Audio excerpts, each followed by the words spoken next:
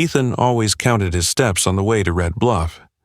43 paces to the curve, 12 down to the flat rock.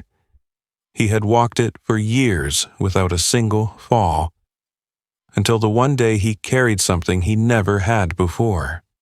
A weight in his chest he couldn't name when he slipped. He didn't cry out, but something hurt him anyway. Before we begin this unforgettable story, would you mind sharing where you're from in the comments? And if stories of love, loyalty, and second chances move you, please give this video a like and consider subscribing. The wind swept hot and dry across Mojave Bluff, rustling through the thorny shrubs and whispering along the edge of the crimson cliffs. The sun hung low in the late October sky, casting golden light over Arizona's jagged desert sprawl. To the untrained eye, it was a place of emptiness and heat, but to Ranger Ethan Walker, it was sacred ground. Ethan. 38 was the kind of man the land respected, tall with a weather-beaten face and strong jaw shadowed by days of stubble. He wore his ranger's uniform like it was sewn from the canyon dust itself.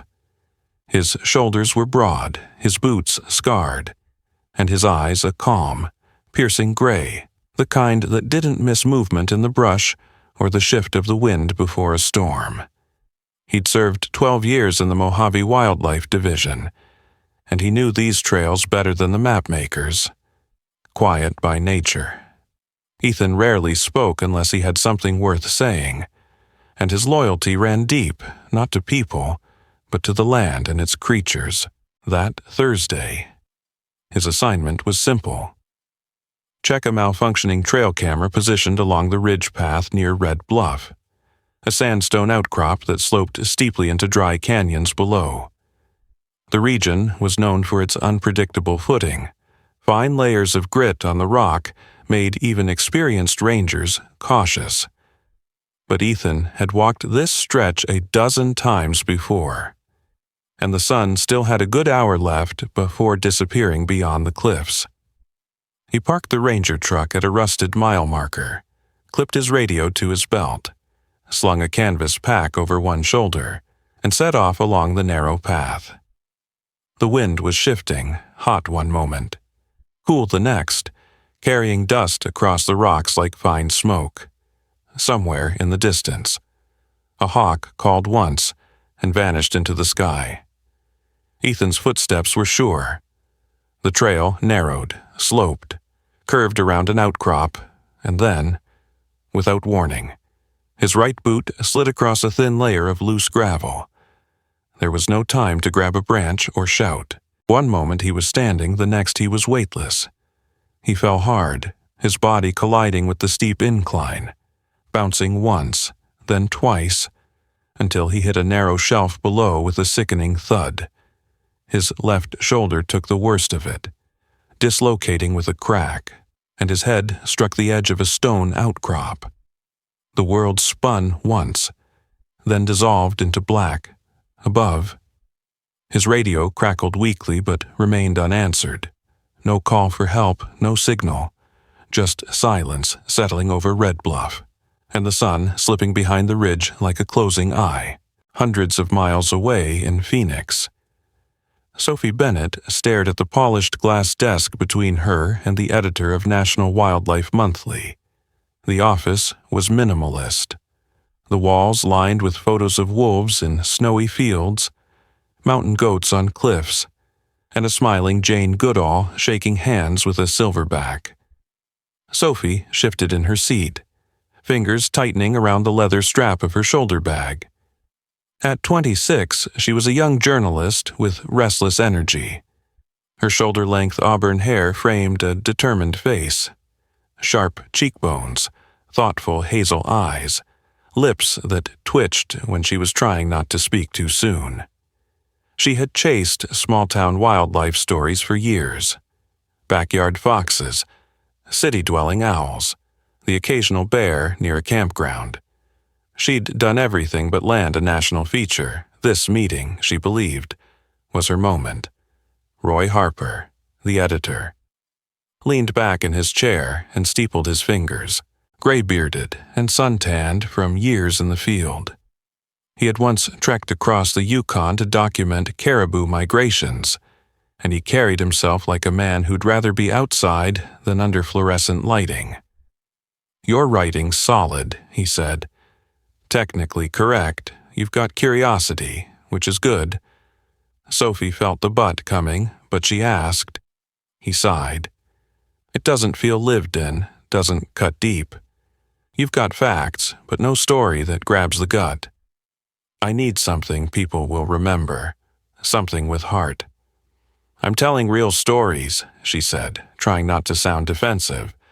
"You're telling reports. I need a miracle." Sophie left the office deflated, on the walk back to her apartment. She kept replaying his words, no story that grabs the gut, as if emotion could be plucked from a spreadsheet. At home. She dropped her bag by the door, pulled out her laptop, and typed without thinking. Real Animal Rescue Arizona. It was impulsive, desperate. One headline caught her attention. "Ranger missing in Mojave Bluff.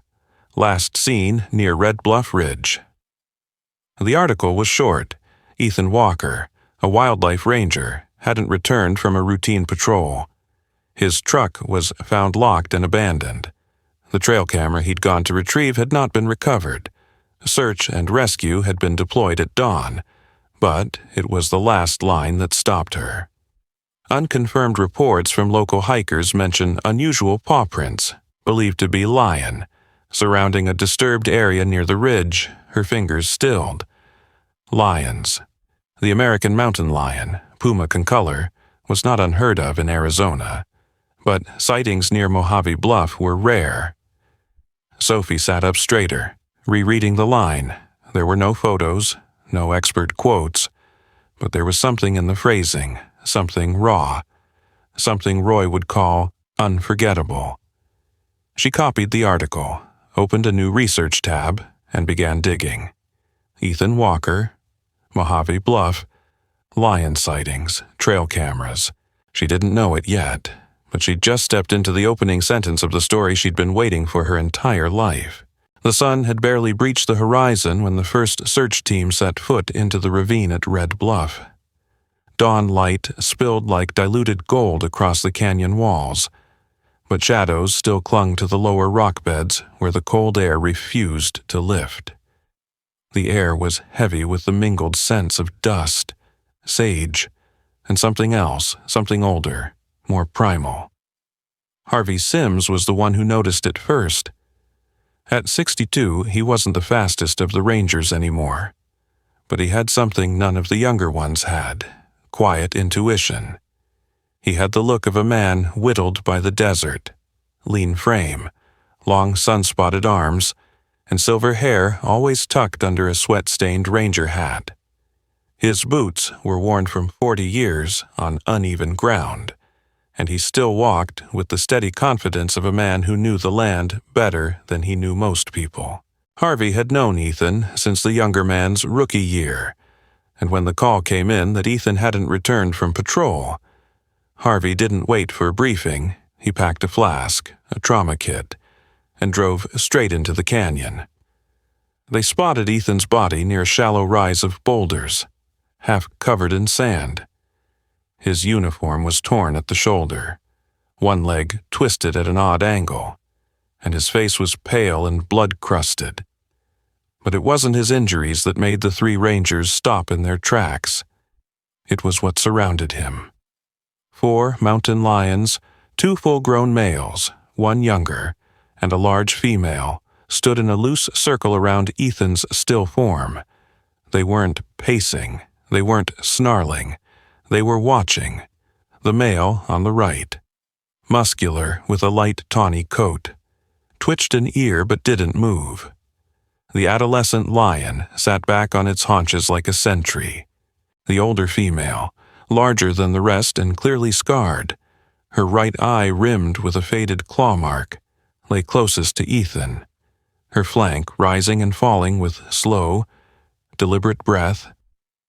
She had the stillness of something ancient and aware. Harvey's heart clenched at the sight. "That's Maya," he whispered next to him. Ranger Cole Ferguson, a lanky man in his early 30s with a skeptical streak. Blinked. "You know her." Harvey gave a slight nod.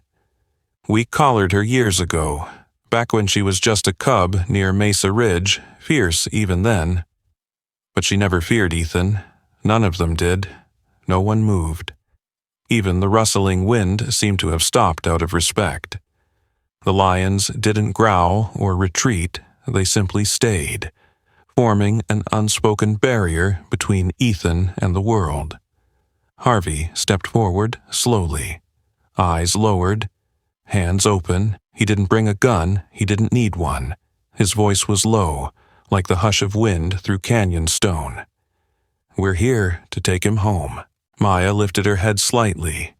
Her single, visible eye locked on him, not with menace, but with something else, something harder to name, after a long moment.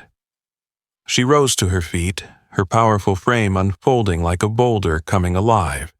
She didn't turn to attack. Instead, she stepped back just once, then looked over her shoulder at the others. The adolescent followed suit, then the males, until one by one, the lions disappeared silently into the brush. The silence that followed was not relief, it was reverence. They carried Ethan out on a stretcher made from canvas and rope. He moaned once, barely conscious, his head rolling to the side. One eye fluttered open briefly, and Harvey leaned in. "You're safe now." "Kid," they saw to that. Back in Phoenix, Sophie Bennett was already obsessing over the story. She had mapped Ethan's known patrol routes, highlighted recent mountain lion sightings, and traced the exact GPS coordinates of Red Bluff. She knew there was something more than a disappearance, something deeper. She needed a source, someone who had known Ethan long enough to speak not just about where he was, but who he was. It was on a ranger forum that she found the name Harvey Sims mentioned in a thread about long-service rangers in Arizona, after a few calls and some convincing. She arranged to meet him at a rest stop just outside the Mojave perimeter. Harvey arrived in an old government-issue pickup, boots caked in dust, and a faded green vest that bore the scars of years in the field. He didn't look surprised to see Sophie, only tired. Not the kind of tired that comes from lack of sleep, but from carrying stories too heavy for words. "You're the girl from the magazine," he said, spitting tobacco into the brush. "Thought you'd be older." Sophie extended a hand. "I get that a lot." He didn't take her hand, but he nodded once. "You want to talk about Ethan?" "I want to understand what happened." Harvey leaned against his truck, arms folded. "You want the truth, or you want the kind of quote that prints nice, 'I want the truth,'" she said. "The part that doesn't fit in press releases." He studied her for a long time, then exhaled sharply. "You ever see a man who could calm a wild animal just by being still?" She said nothing. "Ethan could, not because he's strong or clever, because he listens. Most people don't. They go into the wild trying to conquer it. He went in like it was his brother. And the animals, they knew." Sophie fumbled for her notebook. "And the lions." He scratched his chin. "I don't know what they were thinking, I just know Maya was there. And she didn't let anything near him until we came." Sophie looked up. "Why him?" Harvey's voice dropped low. "If a lion trusts you, it's not because it's tame. It's because it's seen your heart and liked what it saw." Sophie didn't write that quote. Not yet. She just let it sit in the back of her mind like a seed waiting for rain. The sterile hum of fluorescent lights traced the edges of the room like static. Ethan Walker blinked slowly, eyelids heavy, as white ceiling tiles swam in and out of focus. A dull ache throbbed behind his temple, and his left shoulder was immobilized beneath a thick strap of gauze and a rigid brace. The room smelled of antiseptic and old cotton sheets. His body felt heavy, like he'd been asleep for years. He didn't remember the fall, not clearly, but as his senses stirred, fragmented impressions returned, not as thoughts, but as sensations, the prickle of whiskers, a deep rhythmic sound, low, resonant, not a growl, but almost like a sigh, warmth, not from the sun, but something alive beside him. He remembered that most of all, the heat of a body that wasn't his, steady and close, resting just enough to let him feel protected instead of crushed. A nurse entered quietly, a middle-aged woman with short gray hair and kind eyes. Her name tag read Linda Reyes, and she moved with the efficient calm of someone who had seen every kind of injury but still treated each patient like family. She adjusted his IV and offered a brief smile. "Good to see you awake. Ranger Walker. You've had quite the adventure." He opened his mouth to speak, but only managed a raspy exhale. Linda poured water into a plastic cup, gently helping him sip. "You've been out for 2 days. Concussion, fractured collarbone, dislocated shoulder, 3 cracked ribs. But you're lucky." Ethan blinked, swallowing. "Lions," he murmured. She raised an eyebrow but didn't correct him. "Yes, that's what the reports say." He turned his head slowly toward the window. Beyond it, the sun was beginning to drop behind the city skyline, but in his mind, he was still on the ridge, hearing the pulse of breath that was not his own, 2 floors below. Sophie Bennett leaned over a Ranger-issued laptop, her fingers flying across the keyboard. She'd convinced the station's tech supervisor, a grizzled, sharp-nosed man named Reggie Palmer, who wore his cap low and always smelled faintly of coffee, to let her review footage from Ethan's patrol. Reggie had been reluctant. "This ain't for civilians." He'd grunted, but Sophie had shown her temporary press credentials and mentioned her conversation with Harvey. That seemed to make Reggie pause just long enough to wave her in. The trail cam footage was static-riddled and grainy. Ethan's body cam, a small device clipped to the strap of his backpack, had been partially cracked in the fall. The final recording cut off abruptly after 16 minutes, but what it captured before that had Sophie frozen in place. At first, there was nothing unusual, Ethan hiking steadily, pausing to check animal scat, jotting notes, but around the 12-minute mark, the camera caught something, just over his shoulder, barely in the frame. A shape moved behind a thicket of stone and brush, a tawny form, still and watchful, frame by frame. Sophie zoomed in, a lion, no doubt, and not just any lion. This one had a distinct scar running down the right side of her muzzle. It was Maya. Sophie stared at the image, blurry, indistinct, but unmistakable, the kind of shot no editor would dare publish, but enough for her to know it was real. She downloaded the file to a secure drive, thanked Reggie with a polite nod, and slipped out of the station. She said nothing to the other rangers loitering near the vending machines. Her next move wasn't for press. It was personal. A week later, Ethan stood alone at the edge of Red Bluff. The wind had picked up again, brisk and dry, carrying with it the smell of creosote and sage. He wasn't supposed to be here. His supervisor had cleared him for desk duty only, but some pull deeper than logic brought him back. His ribs still ached, and he favored his left side with every step. But he moved deliberately, at the spot where he had fallen. The sand had shifted slightly, disturbed by recent winds. He crouched slowly, resting one gloved hand on the warm stone for balance. That was when he saw it. Just off to the left of the ledge, pressed cleanly into the fine dust, was a set of claw marks, not random scrapes from a fall. No panicked thrash, just 3 deliberate gouges, wide and clean. Etched into the soil, they were facing inward, toward where he had landed, as if something or someone had sat vigil. Ethan reached out, his fingers brushing the edge of the imprint. The shape matched Maya's paw almost exactly. It wasn't a territorial mark. It was something else. A symbol. A sign. He closed his eyes briefly. The warmth. The low breathing. It hadn't been imagined, unbeknownst to Ethan. Sophie stood hidden at a distance behind a slope of stone. She had followed him from the ranger station at dawn, keeping her car well behind his. She hadn't intended to spy. Exactly, but something in the footage she saw, something in Harvey's voice when he spoke about Ethan and Maya, had made her curious in a way no headline ever had.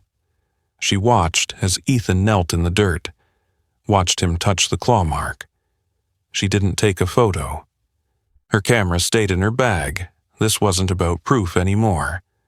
The silence between them, though Ethan didn't know she was there, felt sacred. She watched as he stood, adjusted the pack on his back, and turned toward the canyon. His face was unreadable, but his pace was slower, reverent. Sophie didn't follow him further. She turned back toward her car, heart racing with a kind of reverence she hadn't known in years. This wasn't just a missing person story. It was something older, something remembered. The morning Ethan returned to Red Bluff was still and dry. The desert air unusually heavy with the scent of damp earth from a storm that had brushed the cliffs the night before. The wind had dropped to a whisper, carrying only the faint rustle of mesquite leaves. The sky was a pale sheet of blue, not quite awake, and the sunlight pooled softly over the trail like it, too, was holding its breath. Ethan had prepared for the hike with care. Even though his shoulders still ached when he moved too quickly, he wore a plain olive jacket. No ranger insignia, no badge, just a simple pack strapped across his back. Inside was a single item, a coarse, golden tuft of lion-tail hair, bound with a strip of leather and preserved like something sacred. He had found it months ago, wedged between rocks not far from where he once tracked Maya's pride. Back before anyone believed the lions had returned to Mojave Bluff. He reached the ledge around mid-morning. The fall site was still marked by disturbed gravel and a subtle depression in the dirt. Ethan stood for a long moment, eyes scanning the rise and slope, before kneeling at the foot of a stunted juniper tree. He opened his pack, removed the tuft of lion hair, and placed it gently on a flat stone, smoothing it with a reverent hand. The wind did not take it. It stayed perfectly still. He whispered, "I remember." Then he turned and walked away, not far, just enough to give the space its own silence, and he waited, from a rise 30 yards away. Sophie crouched behind a limestone outcrop, camera in hand. She hadn't planned to follow Ethan again, but something about the claw mark he had found, the footage she had seen, and the silence in his expression at the ranger station had drawn her back. This time. Though, she carried no press pass, no prepared questions, just instinct, and a single-lens reflex camera with a manual focus. It wasn't for publishing, not anymore, through her lens. She saw Ethan place something on the stone. She couldn't make out what it was. His body language said more than any photograph could. The way he lowered his shoulders, the slow rhythm of his breath, the way he bowed his head not in grief, but in memory. She lifted the camera, then froze just beyond the ledge, barely distinguishable from the golden brush. Something moved, slowly, purposefully, Maya. The lioness emerged from between two desert shrubs like smoke made flesh. Her body was powerful, muscles rippling under her coat, but she moved with the weight of wisdom, not force, The scar along her right muzzle glinted in the light. Behind her, stepping carefully, was a younger male lion, smaller, his coat not yet fully darkened, his eyes bright with curiosity. He followed her closely, head low, ears alert. The way he stayed at her side was unmistakable. This was her cub, or at least her charge. Maya approached the stone. Ethan hadn't seen her yet, but the air had changed. Sophie could tell from the way his shoulders tensed ever so slightly. He turned. Their eyes met, man and lioness. No noise, no movement, just stillness thick enough to drink. The young lion stayed a pace behind. Watching Ethan was something that was neither fear nor challenge, but a kind of ancient assessment. Maya stepped closer to the stone, her head dipped. She sniffed the tuft of hair once, then she turned slightly, and with surprising delicacy, nudged a smooth, round stone, green with moss, onto the same spot. Sophie gasped softly behind the lens, a message, a response. She watched Ethan exhale, lips moving. She couldn't hear the words, but she could read them. I remember. Her finger hovered over the shutter button. It would have been the perfect frame. The lioness, the man, the exchange, but she lowered the camera. Some stories weren't meant to be stolen. She sat back, let the desert hide her, and simply watched. Later that day, Sophie stopped at a small diner near the edge of Kingman called Cora's Place, a weathered roadside stop run by a woman with strong forearms and a voice like steel wool. Cora was in her late 50s, broad-hipped, always in jeans and a faded pink bandana. She had known every ranger in the region for the last 30 years and poured coffee like it was an extension of her soul. Sophie ordered a black coffee and sat at the far booth, her camera still in her lap. Cora approached, wiping her hands on a flower-streaked towel. Back from the cliffs again, she asked, raising an eyebrow. You reporters always chase the wrong stories. Sophie offered a weak smile, not reporting, just watching. Cora poured the coffee and slid into the booth across from her. You saw something today, didn't you? Sophie hesitated. I saw someone choose not to take a photo. Cora chuckled. Then maybe you saw more than most. Back on the trail. Ethan lingered until the sun tilted low. The lions had long since disappeared into the brush. Maya pausing once to look back before vanishing without a sound. The mossy stone remained beside the tuft of tail hair, both sitting quietly in the growing dusk. He didn't take the offering with him. He left it as it was, as it should be, when he passed the juniper tree again. He paused, resting his hand against the bark, eyes closed. Then he continued down the trail. He didn't notice Sophie leave shortly after. She didn't speak to him, but in her mind.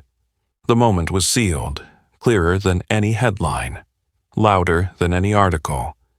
She'd found the story Roy had asked for. The one with heart, the one with soul. She just wasn't going to write it. The smoke rolled in before the sirens. A dry lightning strike the night before had splintered the northern ridge of Mojave Bluff. And by dawn, flames were threading their way through the underbrush like serpents. The rangers had issued a Level 3 evacuation for all known wildlife corridors and trail systems, but fire didn't wait for paperwork. It moved with its own purpose, its own hunger. Ethan stood in the empty ranger station, his uniform half-buttoned, a radio crackling useless static on the desk behind him. The others had gone, either assisting evacuations or coordinating with wildfire crews in Kingman. The air outside already smelled of scorched mesquite and melting pine sap. The fire hadn't reached the lower valleys yet, but it would. And in its path were more than deer and coyotes. It was moving toward the cliffs where Maya had stood just days before. He didn't need permission. He didn't wait for orders. Ethan grabbed a fire shelter, a field knife, 2 canteens, and a rope, stuffing them into his worn canvas pack. He left his badge on the desk. Sophie Bennett had returned to Phoenix with the intention of saying goodbye to the story that had started as an assignment and become something entirely different. Her inbox held a new email from National Wildlife Monthly, this time an offer. A full-time position, plus a publishing deal for her account of the Ethan Walker incident. The editor even called it the story of the year. But she didn't feel triumphant. She felt hollow. And that same evening, she sat cross-legged on the floor of her apartment, sorting through her notebook pages. None of them felt right. All the best parts, the silence between Ethan and Maya, the scarred lioness placing the mossy stone, the way Ethan whispered, "I remember." None of it belonged in headlines. It belonged in something slower, deeper, sacred. She opened a blank document and typed. They did not protect him because he was strong. They protected him because he saw them, not as beasts, but as souls. The fire made the evening news by morning. Sophie saw it on a small screen in the back of a bookstore cafe, where she had gone to think. The footage was from a news helicopter. Black smoke curling into the Arizona sky, flames devouring dry scrub. The words Mojave Bluff ran across the screen. Her heart stopped. Ethan reached the base of the north cliff line just after noon. The fire had already begun climbing the hillsides in twisting patterns. Visibility dropped to a curtain of heat and soot. He moved low to the ground, pulling his shirt up over his face, eyes scanning for movement. Rabbits darted past him. A snake slithered under a scorched log, but no lions. Then, through the smoke, he heard it. A cough. Not human, heavy, guttural. He ran. The small valley below Red Bluff was partially enclosed. Stone on one side, fire on the other. Trapped in the basin were 2 shapes. Maya stood defiantly between the flames and the younger lion, her son. He now understood who was limping, his back leg scorched and trembling. Ethan didn't think, he acted. He used the rope to create a guiding line between the stone wall and the clearest path out of the valley. Fire crept along the edge, roaring close enough that his skin stung even through his jacket.